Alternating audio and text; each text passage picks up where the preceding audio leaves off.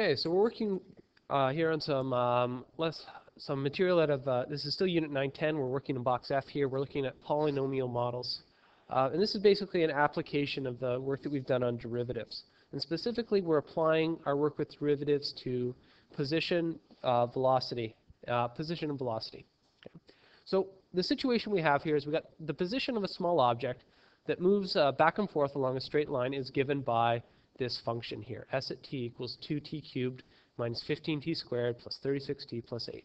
And this function that we have right here is our position function, because it gives us the position of the particle, or s, at as a function of t. T is in seconds, s is in meters here. And what we're asked here in part A is, what is the object's velocity at 5 seconds, and what is its velocity at 2.5 seconds? So if we want to find the velocity, we have to think about how velocity and position are related. And velocity is the rate of change with respect to time of position. So it's the rate of change of position, or how quickly the position is changing at a particular instant in time.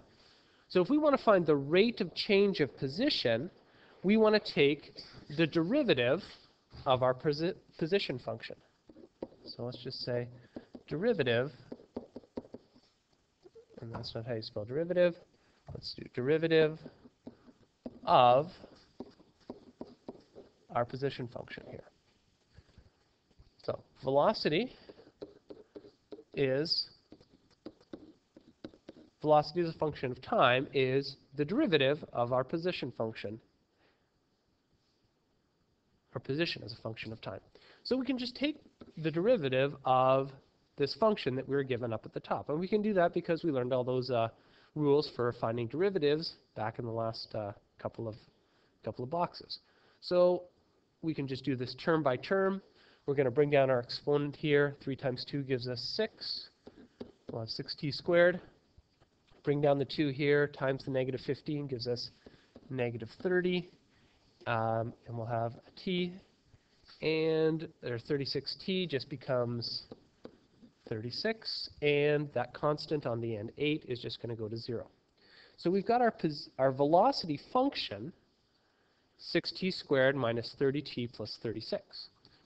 So what this question is asking us for is the velocity at 5 seconds. So we just want to sub 5 seconds into this velocity function. So we want velocity at 5 seconds is going to be 6 times 5 squared minus 30 times 5 plus 36.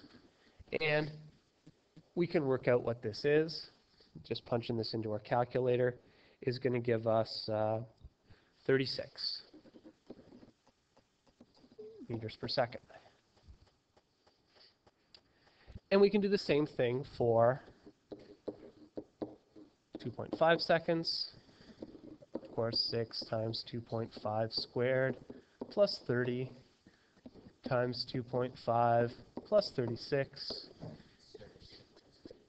Is it minus 30? Thank you. So minus 30. And we work all this out, and what we get is negative 1.5 meters per second. Okay, so all of this is not particularly exciting. We just found a function. We sub some numbers into a function. What is more interesting is, what does it mean that at time equals 5 seconds, or t equals 5, here our velocity is positive? Whereas at a time of 2.5 seconds, our velocity is negative. What is this telling us about the motion of our particle if our velocity is positive as opposed to being negative? It's slowing down at 2.5 and speeding up at 5. You would think so, but no. Yeah. Yeah. So it... Because you're thinking there, when you're talking about speeding up and slowing down, you're thinking of the change in the velocity. And we're just talking about the velocity itself. So the sign on the velocity is telling us about What's it telling us? Yeah, it's telling us, it's giving us information on the direction. So if our velocity is positive, this is, we'll say that our positive direction is to the right. So positive, we'll say it's moving to the right. Okay? And if it's negative, it's moving the opposite direction, obviously. So it's going to be moving to the left. Okay? Now, in fact, we can sort of sketch a little picture of what this particle is doing here. It is going to start off, and we're going to come back to this picture as we answer the rest of the parts of this question, but it starts off at some point at t equals 0, and it moves in one direction, and then it comes back, and it moves in the other direction, and then it goes back, and it moves in the first direction again. So as long as it is moving to the right, its velocity is going to be positive. So let's just say v greater than 0. If it turns around and it moves back to the left, it's going to have a velocity that is less than 0. And if it's back moving to the right again, it's going to have a velocity that's positive, or velocity that's greater than 0. Okay? So we're going to work a little bit more with this little picture when we try to answer the next question. Okay? Because our next question is, when does the object stop, and what is its position when it stopped? Well, if it's going in the positive direction here, and then it's going in the negative direction here, at this point right here, it had to have stopped to change direction. And same thing, if it's going backwards here, and then it decides it's going to go forwards, again, at this point right here, it's going to stop. So these points where it turns around are the points where it's going to be stopped. You're right, and that's how we're going to do it algebraically.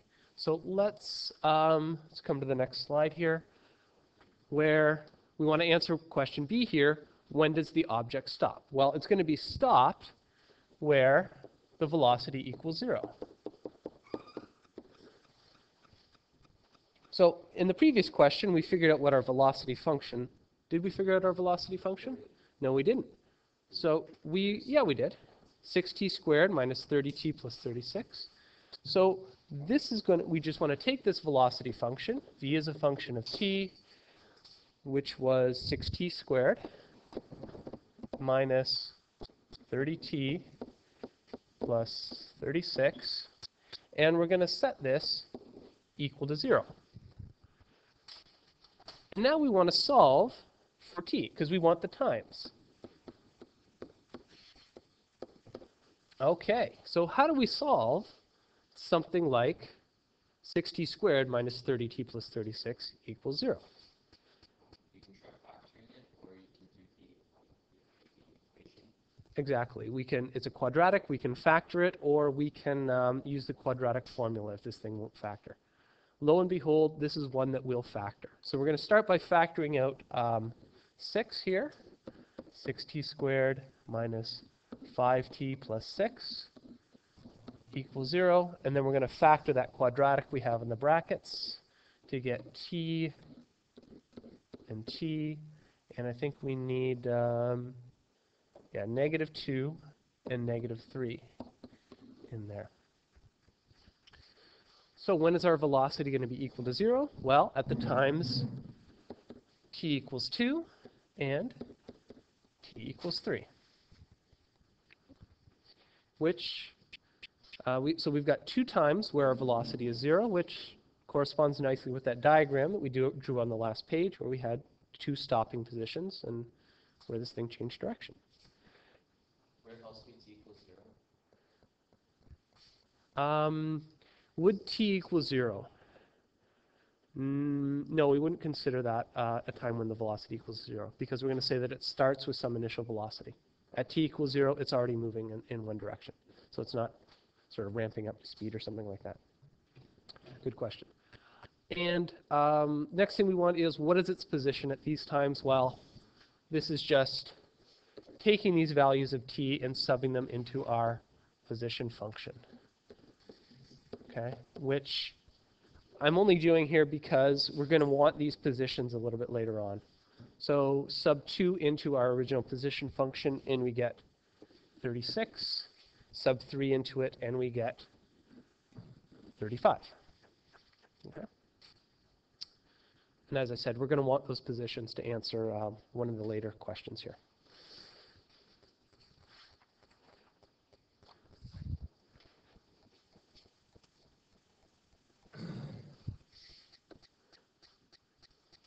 So part C then. When is the object moving in the positive direction, and when is it moving in the negative direction? So we've already sort of established that what we want, we know it's moving in the positive direction, or to the right, okay, if the velocity is greater than 0. And it's moving in the negative direction, or to the left, if our velocity is negative, or less than 0. So we want to find sort of the time intervals where the velocity is positive and where the velocity is negative. Okay? Now, to do this, we're going to use a technique that you, I think, got a lot of practice using in advanced functions. We've already found the two turning points, or the two zeros of this of our velocity function. Those were t equals 2 and t equals 3. And we're going to use those to set up a little chart of sort of the possible intervals of our function here. So we're going to have an interval from 2 to 3. We're going to have an interval from 0 to 2. And we're going to have an interval from 3 off to infinity. And what we want to do is we want to check the sign of our velocity function in each of those 3 intervals. And we're going to do this by checking the sign of each of the terms in our factored form of that velocity function. So we factored this to 6 times t minus 2 times t minus 3. And so we want to check the sign of each of those terms and then figure out what is the sign of our entire velocity function. All right, so the first row is just a constant, 6. So I know that's going to be positive, positive, and positive. That's the hardest one, so I'll do that. Our next term here is t minus 2. So we want to look at, in each interval, is this term going to be positive or negative? So in the interval 0 to 2, is t minus 2 going to be positive or negative? You can't sub in 0 because 0 is not actually in this interval. Okay? The interval goes from 0 to 2, but it doesn't include the 2 endpoints. Okay, so I use sub in negative, negative. Yeah, so it'll be negative here, and you're saying this is negative as well? Yeah. Yeah, so you used 1 as a test value. Okay? In the second one, you could use, again, 1.5 as a test value if you wanted. So t minus 2, let's see, this is going to be, again, what are we going to have here? No, sorry, not 1.5. What am I doing here? It's got to be 2.5 as a test interval. Okay? So 2.5 minus 2 is going to be positive, but if we subtract 3, it's going to be negative. And then in our third interval here, we could use something like 100, because it's anywhere from 3 to infinity. So clearly this is going to be positive and positive. And then we sort of total up all of our signs here. So we've got a positive, 2 negatives go to make a positive. So this is going to be positive, then negative, and then positive. So where is this thing moving in the positive direction? Which is what our question was asking us. We've got 2 intervals. We've got the interval from 0 to 2. So t is less than 2 but greater than 0. And t greater than 3. That third interval. And it's moving in the negative direction.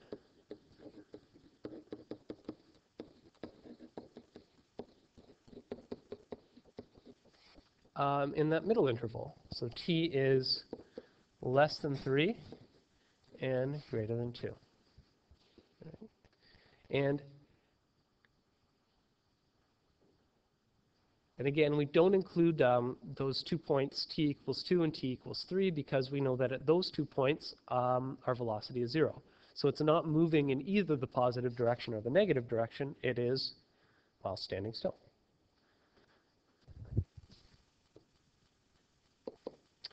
Okay, so let's take a look at the next part here. We're asked to determine the total distance traveled in the first 8 seconds. And then part E asks us to determine the net displacement over the first 8 seconds. Let's actually do part E first. So we can take a look at, these two questions hinge on the difference between distance and displacement.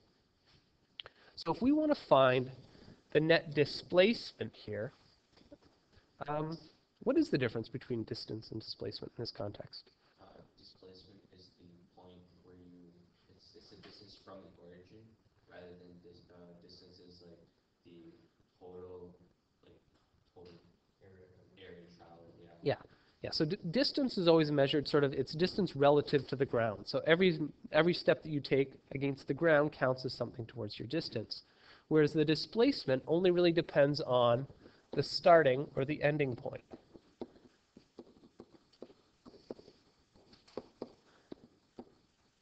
And end only. So all we need to do to determine the net displacement is we need our start point and our end point. So we need our position at 8 seconds, which is our end, and we need our position at our starting point, which is 0. So we can work out both of these things. We sub 0 in, and we get the position is 8 at the start, and at the end, we sub in 8, and we work all of this out, and we come up with a position of 360.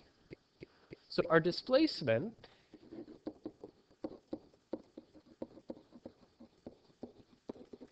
is just going to be 360, or our end, minus our start. 360 minus 8, or 352, and this is going to be in meters. Okay? So for displacement, you just need the end, you need the start, you just take the difference between the two of them. Now let's go back and take a look at D here. D is asking us for the distance traveled. So if we're going to do distance traveled, this depends on the path taken.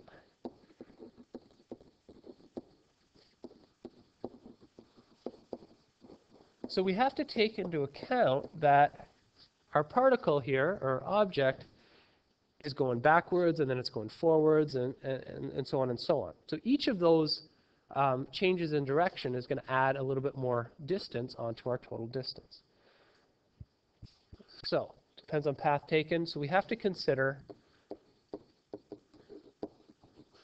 I'm going to say the magnitude of the distance in both directions.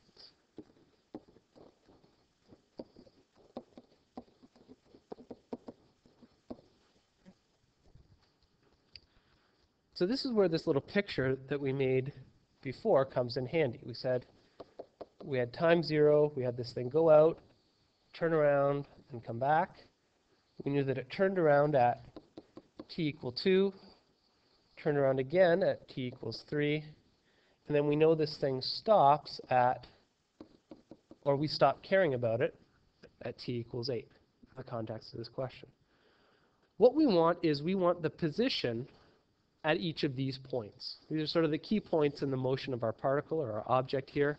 So we want to know the position at time 0, the position at time 2, the position at time 3, and the position at time 8. Now, we've already calculated all of these things. These are 8. This was 360 from the last question. and we calculated the position at 2 and 3. They were 36 and 35. Okay.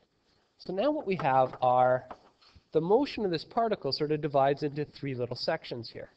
1, 2, and 3. In our first section, let's see if I have room here, the distance traveled in section 1 is going to be, well, it's the difference between the position at time 2 and the position at the start. So we're going to do 36 minus 8, and we're going to take the magnitude of that because we don't care about the direction. We only care about the total size or the magnitude of that distance there. So we get, what do we get here? 28? And then for our second little interval, we go from 36 to 35. So we want the magnitude of 35 minus 36, our ending point minus our starting point. That gets us -1, but we take the magnitude, so that just is the total distance of 1 traveled. And let's do our last little interval here, which is 360 minus 35, which is going to be 325.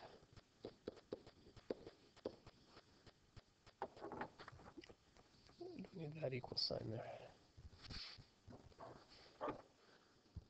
So now that I have the distance for each little section here, if I want the total distance, what do I need to do to these numbers? Just total them all up. Yeah.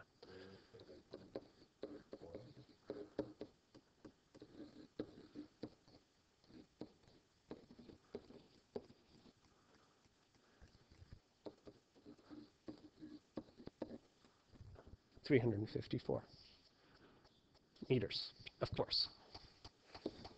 Now, is this bigger or smaller than our displacement? Bigger. Does that make sense? Yes. Why? Because you're going, displacement only travels from the end point or the point you're looking at and start point, but you can still travel more distance in between. Exactly. So your distance traveled should always be bigger than your displacement because your distance takes into account all those little forward and backward things that you do in the middle. They add more total distance, but they don't contribute to your displacement. So the last thing it asks us to do is sketch a graph of the motion of the particle over time. So we've made that little, that tiny little sketch there of this thing moving back and forth. But if we were to plot this on an axis here where we have t on the horizontal axis and position as a function of time, what we know is that this thing starts at a position of 8 and it moves up and it turns around and it comes back a tiny little bit and then it heads off like that. And one of the points where it turns around here was 2 seconds, and one of the points where it turns around was 3 seconds. Now, what do we notice at those 2 points where it turns around? Well, we've got what we're going to see in later units is what we call a turning point, where the curve changes direction, it turns around. If I were to draw the tangent to the curve at these 2 points, it would look like this, and it would look like this. Okay? Our tangents here are horizontal, which means they have a slope of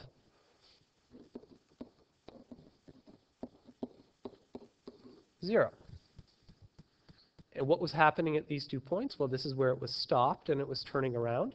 So what does the slope of the tangent of our position function represent? It represents our velocity, right? Because velocity is the derivative of position. So slope of 0 of the tangents, so I should say tangent has a slope of 0, implies that the velocity is equal to 0 at those 2 points where it's turning around.